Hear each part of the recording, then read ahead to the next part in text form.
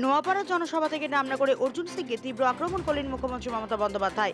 2019-এর পরবর্তী অশান্তির স্মৃতি উস্কে দিয়ে তিনি বহিরাগত হিংসা রাজনীতির বিরুদ্ধে সরব হন। পাল্টা চ্যালেঞ্জ ছুড়ে অর্জুন সিং বলেন, পুলিশ প্রশাসন দিয়েও কিছু করতে পারেনি, আগামীতেও পারবে না। শ্রীরামপুর বনাম অর্জুনের এই লড়াইয়ে এখন সরগরম ব্যারাকপুর শিল্পাঞ্চল।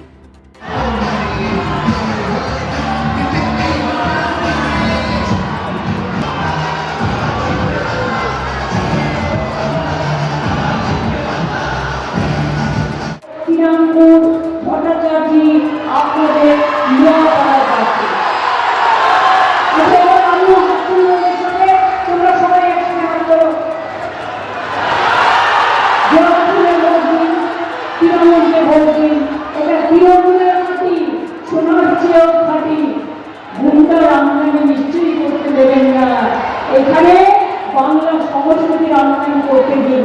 তাই আমি আপনাদের সকলকে, সব ভাষাভাষী মানুষকে সম্মান জানিয়ে বলবো, সবাই ভালো থাকুন।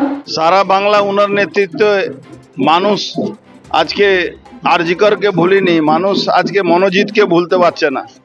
সারা বাংলা লুটের সাম্রাজ্য, সারা বাংলা গুন্ডাগর্দির সাম্রাজ্য। তো উনি ব্যারাকপুরে এলে মুখ্যমন্ত্রী হিসাবে তো উনি কিছু করতে পারলেন না। 2019-এ সন্ত্রাসকে রুখতে পারলেন না।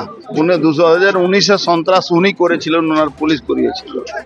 বিকাশ বোসের খুনি কি, সে বিকাশ বোসের যখনই বিকাশ বোস ভোট আসে তখন বিকাশ বোস চলে আসেন।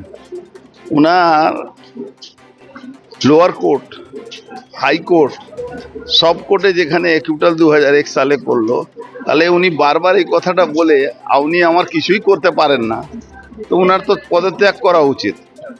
আর বিকাশবাবু স্ত্রীকে অপমান যেভাবে করেছেন, বিকাশবাবু যদি স্ত্রীকে অপমান করলেন, তো বিকাশবাবুর সঙ্গে অত প্রেম ছিল তো বিকাশবাবু ভাইকে দিয়ে দিতেন। ব্যারাকপুরে আমাকে নিশানা করতে করতে 6 জন বিধায়কের ক্ষমতা মাত্র 3000 লোক, আর সেখানে 1500 সিভিক ভলান্টিয়ার। তাহলে ভাবুন ওনার ক্ষমতাটা কোন জায়গায় আছে, উনি কোন জায়গা ব্যারাকপুরটাকে নিয়ে পৌঁছে দিয়েছেন। ঠিক আছে।